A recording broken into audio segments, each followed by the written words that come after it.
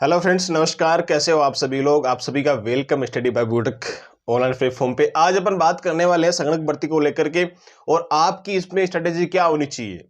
भाई बहुत सारे छात्र हैं जो इसकी प्रिपरेशन कर रहे हैं। मेन बात ये होती है कि आपको जो कंटेंट होता है ना, जो कंटेंट होता है उस कंटेंट को किस हिसाब से पढ़ना है, कितने टाइम में पढ़ना है, यही मुख्य बात होती है। पढ़ने वाले मतलब रात दिन पढ़ते हैं, लेकिन वही बात है, जो छात्र अपनी स्मार्ट स्टडी के तहत में प्रिपरेशन करता है उसका सिलेक्शन पहले होता है, चुटकियों में होता है भाई, और पहले ही अटेम्प्ट में होता है।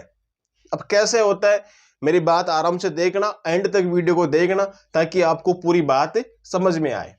आज का वीडियो 4 महीने की स्ट्रेटेजी के बारे में है। आपको क्या चीज पढ़नी है और कहां से आपको चीज पढ़नी है, ये सारी बातें आज अपन इस वीडियो में डिस्कस करने वाले हैं। तो ठीक है, वीडियो को अगर अच्छा लगे तो लाइक जरूर कर देना मेरे दोस्त, ठीक है। लास्ट में भूल जाते हो आप, और अगर चैनल पे नए हो तो सब्सक्राइब जरूर कर लीजिए मेरे भाई। बात करते हैं संगणक भर्ती को लेकर के। हम पूरी इस जो कहानी है ना, ये जो अपना पूरा मेटेरियल है ना, तो पूरा सिलेबस के अकॉर्डिंग है। पूरी की पूरी बात हम सिलेबस के अकॉर्डिंग करने वाले हैं। जैसा कि हम बात करते हैं पार्ट ए की। पार्ट ए कितने नंबर का होगा? 30 नंबर का होगा। अब 30 नंबर के पार्ट में हमको क्या क्या पढ़ना है ताकि हमारे 25 प्लस आ सके इसमें। भाई 25 प्लस तो आपको लाने ही पड़ेंगे पार्ट ए के अंतर्गत। अभी 4 महीने पढ़े, आप अपनी प्रिपरेशन अच्छे तरीके से कर सकते हो, कोई इश्यू वाली बात नहीं है। और पार्ट ए में उतने सब्जेक्ट भी नहीं है। अब पार्ट ए के लिए आप बुक पूछोगे, अभी रुको आपको बताता हूं पहले क्या क्या पढ़ना है इसमें। राजस्थान करंट अफेयर और इंडियन करंट अफेयर जो मैं भेजता हूं उससे बाहर नहीं जाएगा, कंफर्म बात है, टेंशन फ्री रहो आप इसमें। भूगोल की बात करते हैं, इतिहास की बात करते हैं, कला संस्कृति की बात करते हैं। भूगोल के गिने टॉपिक हैं, ऑलरेडी मैंने हिंदी में सिलेबस भेज रखा टेलीग्राम पे, आराम से देख लीजिए। और ऐसा नहीं है, जो भी छात्र तैयारी करने वाले जिसने भूगोल पढ़ रखी है, इतिहास पढ़ रखा है, अगर जो पहली बार पढ़ रहा है ना तो पनोरमा की बुक है वो ले आना। या पहली बार जो छात्र पढ़ रहा है जिसने कोर्स भी ले रखा होगा, किसी ने किसी टीचर का कोर्स तो ले रखा है ना, उसमें सारा करवा देंगे, कोई इश्यू वाली बात नहीं है। कोई भी टॉपिक आपके समझ में नहीं आता है तो आप यूट्यूब पे जाके सर्च कर लिया करो कि ये टॉपिक है, तो वो उस टॉपिक के बहुत सारे वीडियो आपको मिल जाएंगे वहां पे, तो आराम से वो चीज आप देख सकते हो। तो चलो, अब कला संस्कृति और इको सर्वे आपको पढ़ना है। इको सर्वे पढ़ना है आपको एंडिंग में, 1-2 प्रश्न आ जाते हैं वहां से, तो आपको एंडिंग में 30-40 रुपए की बुक आती है स्प्रिंग बोर्ड की, वो ले आना। तो जयपुर के नियर बाय रहने वाले या फिर आप कहीं पर भी रहने वाले, कहीं जाते रहते हैं, जयपुर जाते हैं, कोई भी जाता होगा तो आप ले आना, उसमें कोई इश्यू वाली बात नहीं है। तो आप ये लास्ट में लेके आना इको सर्वे की, अभी नहीं लेके आनी है। अभी कोई मतलब नहीं है पढ़ने का, लास्ट में 2 दिन में पूरी हो जाएगी ये बुक। छोटी सी बुक आती है 30-40 पेज की।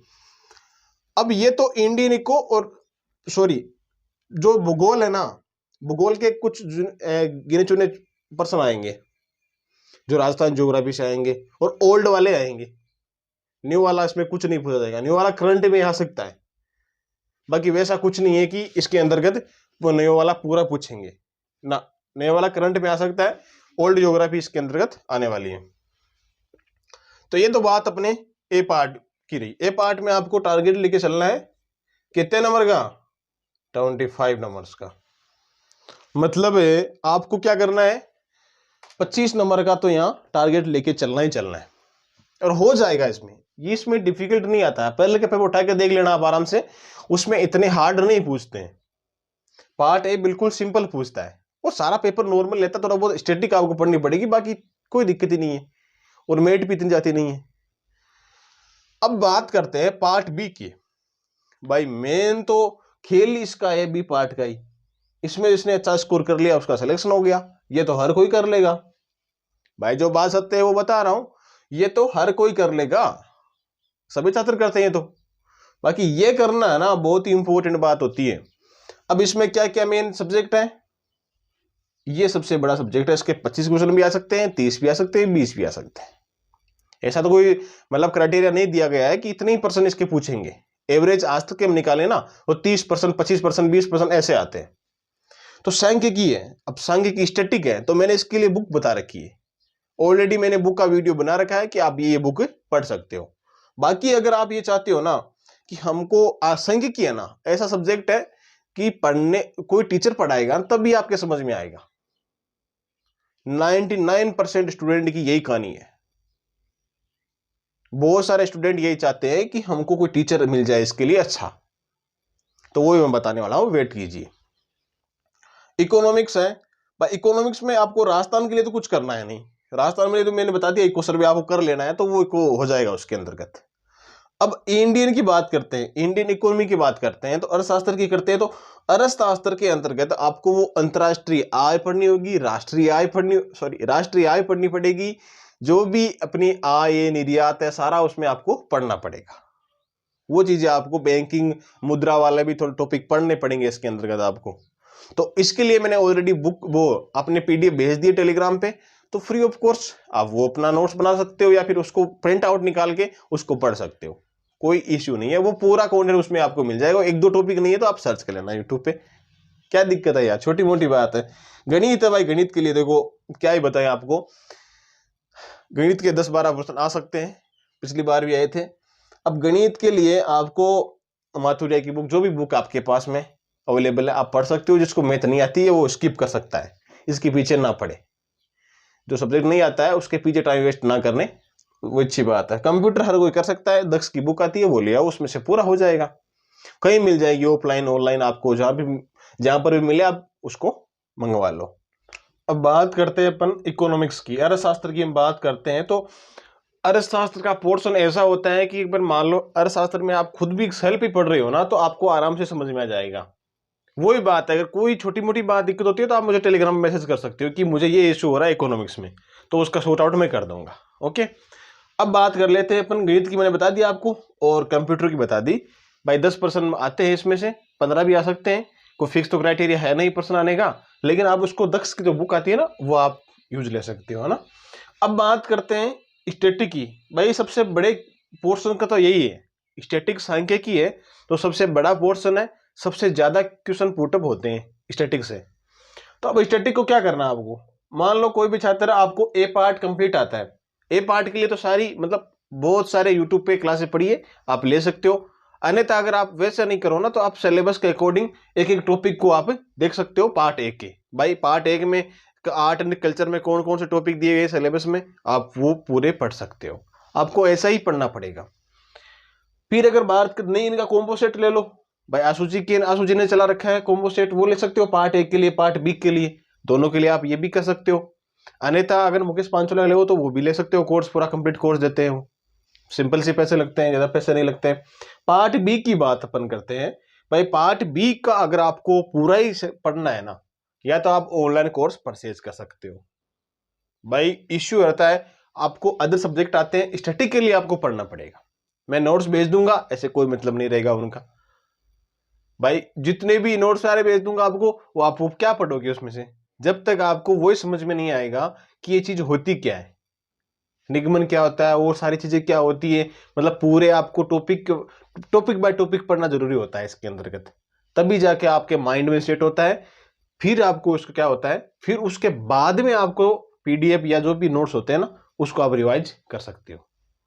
ऐसे डायरेक्ट तो करना संभव नहीं है, बिल्कुल भी पॉसिबल नहीं होगा कि आप सीधे ही या तो कोई बुक पढ़ो या फिर आप क्या करो नोट्स पढ़ो, कुछ भी पढ़ने मतलब पॉसिबल नहीं होगा। अगर आपने पहले पढ़ रखा है तो बात अलग है कि आप बुक पढ़ सकते हो।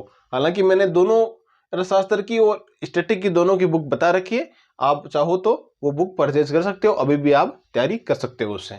अगर आप जो भी कोई छात्र है जो आज से प्रिपरेशन स्टार्ट करना चाहता है तो कोई बात नहीं, आज से आप प्रिपरेशन करोगे तो भी आराम से हो जाएगा। बस तैयारी किस हिसाब से करनी है, आपको तैयारी करनी है मतलब एक स्मार्ट स्टडी के तहत करनी है। ऐसा नहीं कि आप हर कुछ ही पढ़ते जा रहे हो भाई, ठीक है ए पार्ट में जीके दिया गया राजस्थान का तो सारा जीके लेके चल रहे हो, नहीं, जो सिलेबस में दिया गया वही आप जीके यूज लो उसमें, ये बात हुई। अब मेन बात क्या हो रही है, अगर आप ए पार्ट आपको आता है तो इसका परचेज करने की आवश्यकता नहीं है, बी पार्ट परचेज कर सकते हो। वो 1500 रुपये आपको लगेंगे तो वो लगेंगे, क्या हो सकता है, स्टैटिक के लिए आपको पढ़ना पड़ेगा। अब बात करते हैं टेस्ट सीरीज की, मॉडल पेपर आपको कब से यूज लेना है, मॉडल पेपर कब से आपको निकालने हैं, या टेस्ट सीरीज कब से ज्वाइन करनी चाहिए। अभी क्या होता है, जब भी राजस्थान में एक चीज नोटिस की है मैंने कि जब भी कोई वैकेंसी आती है ना तो भरमार निकलती है टेस्ट सीरीज की, एमसीक्यू की, सारी ऐसे मतलब सब ये लगा रहता है कि ये व्यापार करने लग जाते हैं चीजों का। ये चीजें अच्छी नहीं है एजुकेशन के मामले में। लेकिन एक बात मैं बता दूं आपको, टेस्ट सीरीज आपको कब ज्वाइन करनी चाहिए?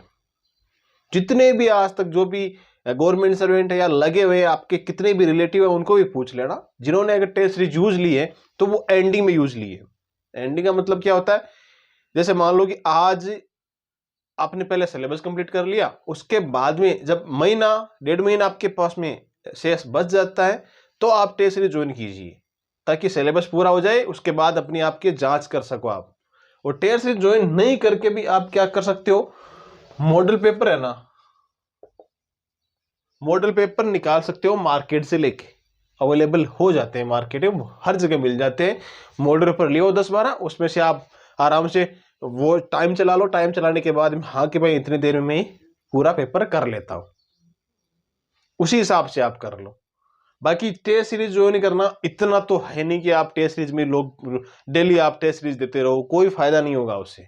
और टेस्ट सीरीज बिल्कुल नॉर्मल तरीके से भी करोगे ना तो हो जाएगा, इसमें इतना डिफिकल्ट नहीं पूछते, इतना इसको हार्ड बनाने की आवश्यकता नहीं है। अब मेन मुद्दा इस पे आ रहा है अपना कि जितने भी 2011, 18 और 21 वाला पेपर हुआ है ना, वो हमको भेज दीजिए। तो मैं आपको पहले बता दूं, वो दिनों पहले मैंने ये तीनों पेपर है ना भेज दिए टेलीग्राम पे, आप देख सकते हो। अगर आप इनका सॉल्यूशन चाहते हो तो सॉल्यूशन मैं लास्ट में दूंगा इनका, अभी सॉल्यूशन नहीं दूंगा। एक पेपर का सॉल्यूशन अभी 15-20 दिन के अंदर आपको मिल जाएगा, बाकी के 2 पेपरों का सॉल्यूशन आपको एंडिंग में दे दिया जाएगा। कैसे सॉल्यूशन दूंगा मैं आपको, अगर आपकी कुछ चाहते हो कि ऐसे सॉल्यूशन दीजिए तो देखो यूट्यूब पे या तो मैं बता दूंगा या फिर अपनी पीडीएफ डाल देंगे टेलीग्राम पे। क्या करेंगे, जैसे मान लो कोई भी एक क्वेश्चन आ गया, उसके 4 ऑप्शन दे दिए। अब इन चारों ऑप्शनों के इर्द गिर्द में जितने भी प्रश्न पुटअप होते हैं ना, वो सारे एक साथ बना के लिख के भेज दूंगा।